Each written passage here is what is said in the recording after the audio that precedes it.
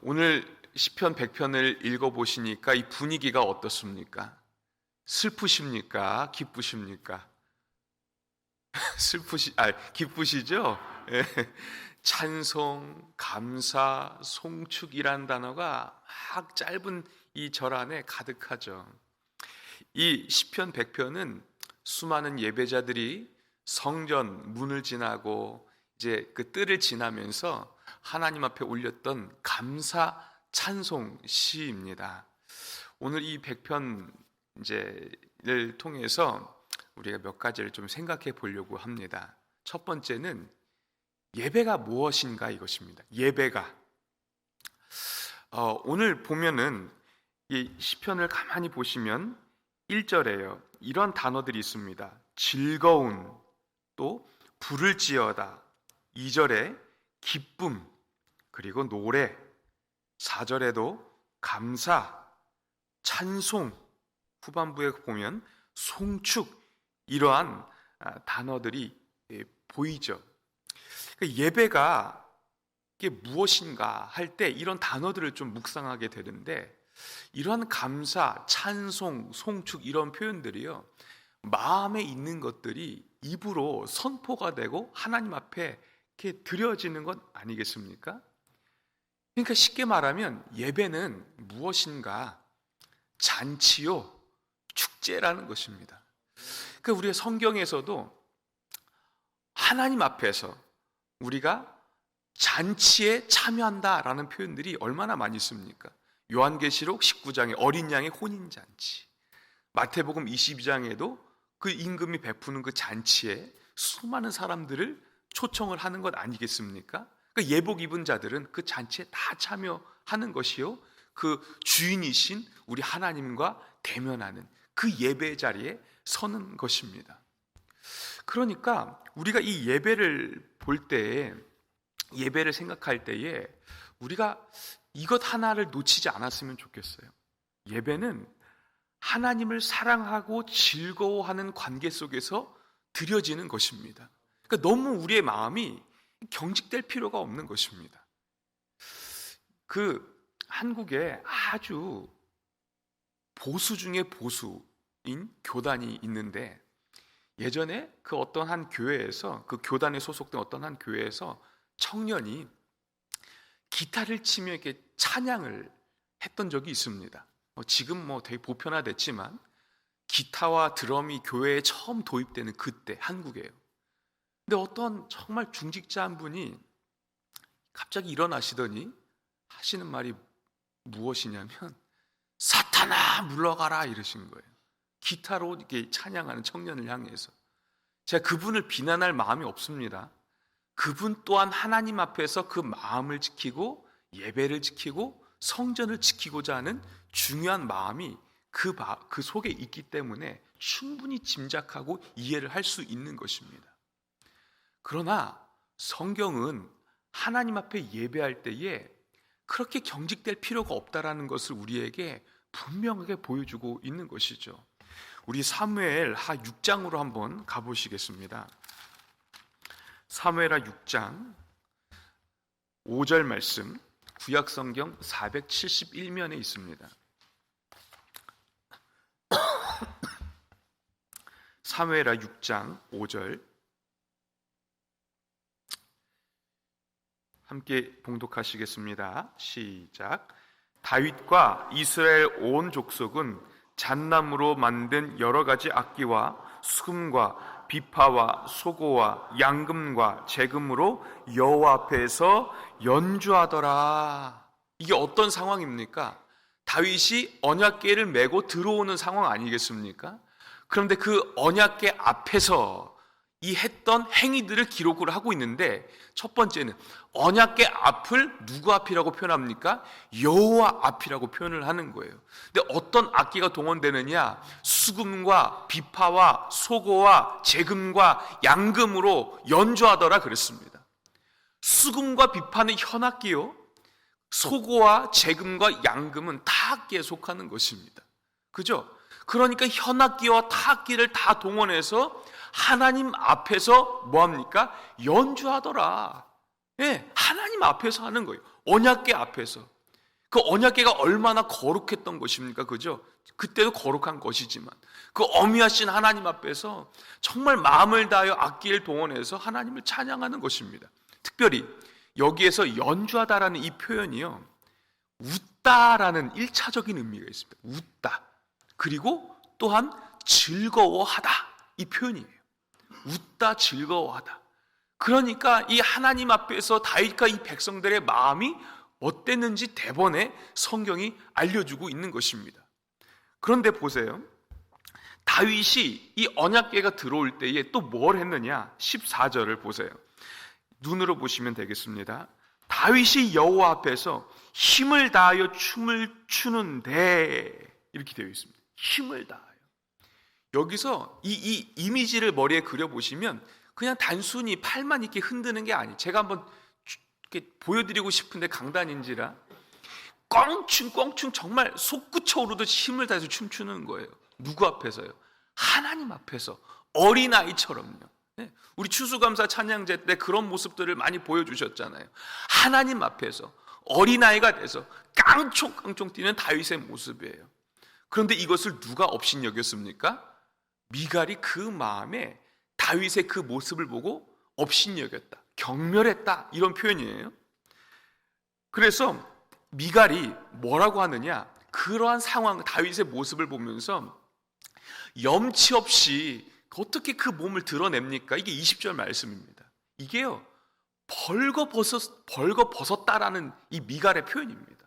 그러니까 어떻게 수많은 백성들 앞에서 당신이 이렇게 막 벌거벗겨지는 것처럼 그렇게 채신머리 없이 행동을 합니까? 이 표현 아니겠습니까? 그런데 여기에 아주 중요한 다윗의 고백이 있어요. 우리 21절, 22절 함께 읽어볼까요? 시작.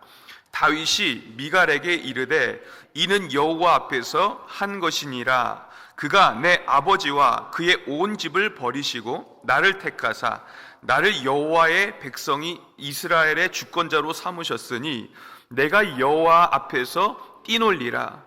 내가 이보다 더 낮아져서 스스로 천하게 보일지라도 내가 말한 바 계집종에게는 내가 높임을 받으리라 한지라. 아멘. 아멘. 네가 아무리 나를 그렇게 경멸하고 업신여겨도 나는 어떻게 한다고요? 21절 후반절에 내가 여호와 앞에서 뛰놀리라.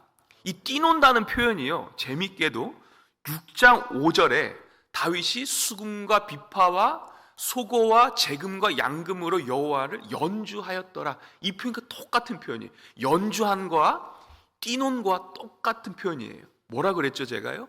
웃다라는 거죠. 즐거워하다라는 거죠. 하나님 앞에서 내가 즐겁게 뛰놀리라, 이 표현을 지금 하고 있는 거예요. 내가 아무리 사람들에게 업신여김을 받는다 할지라도, 그죠? 천하게 보인다 할지라도 나는 하나님 앞에서 뛰놀리라, 웃음을 얘기하는 거예요. 즐거움을 이야기를 하는 것입니다. 사랑하는 성도 여러분, 예배 가운데 회개의 요소가 빠질 수는 없습니다. 그죠? 그러나 회개하여 주께 구속받은 자들의 마음 가운데는 하나님이 부어주신 기쁨이 넘칠 수밖에 없는 것입니다. 네. 어린아이가 돼서 정말 그 예배가 경직되지 않는, 우리 마음이 경직되지 않는, 그죠? 하나님 앞에서 참으로 기쁨이 있는 그러한 예배자로 살아가시는 저와 우리 모든 성도님들이 되시기를 주의 이름으로 축원합니다. 두 번째예요, 우리 마음에 슬픔이 있을 수 있다는 것입니다. 예배자의 마음에 슬픔이 있을 수 있죠, 그죠? 맨날 예배를 우리가 1년 내내 드릴 때 늘 마음에 기쁨이 있을 수 없는 것입니다. 늘 웃고 다니면 누가 그럴 거예요? 저 사람 이중인격자 아닌가? 네. 우리 마음에 슬픔이 있을 수 있어요. 그런데 아주 중요한 성경의 말씀이 있습니다. 느헤미야 8장 10절 후반절에 보면 여호와로 인하여 기뻐하는 것이 너희의 힘이다 그랬습니다. 여호와로 인하여 기뻐하는 것이 너희의 힘이다. 이 힘이라는 표현이요, 다른 번역을 보니까 산성이요, 능력이요, 요새요, 이렇게 표현되는 거예요. 여호와를 기뻐하는 것이 너희의 능력이다. 너희의 산성이다. 이런 표현을 하고 있는 것입니다. 그런데요, 이 기쁨이라는 것이요, 성경의 느헤미야 8장 10절과 역대상 16장 27절에 딱 두 번 구약 성경에 나오는데, 역대상 16장 27절에는 그 여호와의 처소에서 이 즐거움이 있다라는 표현을 지금 쓰고 있다는 것이죠. 그러니까 이 기쁨은 사람이 만들어낼 수 있는 기쁨이 아니라는 것입니다. 그죠? 하나님이 그 백성에게, 그 성도에게 주시는 기쁨이 있다, 이것입니다.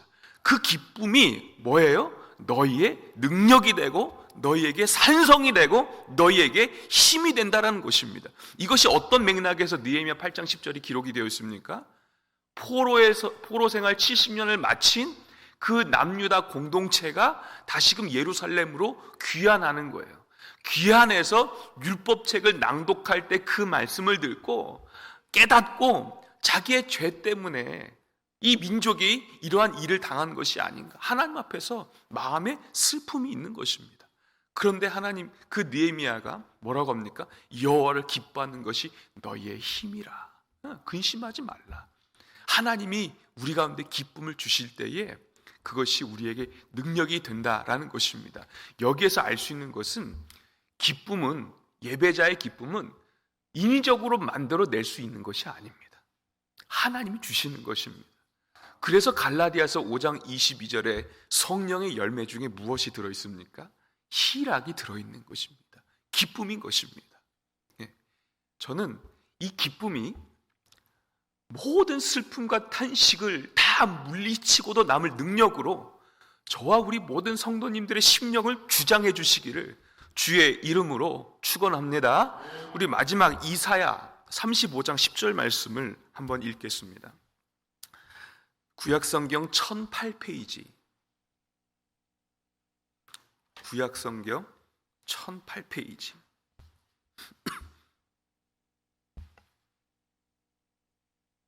이사야 35장 10절 말씀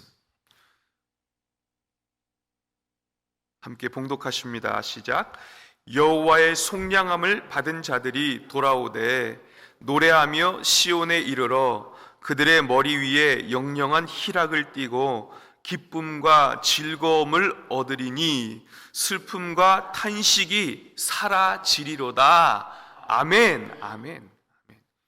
물론 이 표현은 심판을 받은 백성에 대한, 이후에 하나님께서 구속하실 일에 대한 내용입니다만, 그러나 이것을 우리가 저 예수 그리스도께 투영시켜 보았을 때에 시온, 여호와의 속량함을 받은 자들이 돌아오되 노래하며 시온에 이르러, 그죠?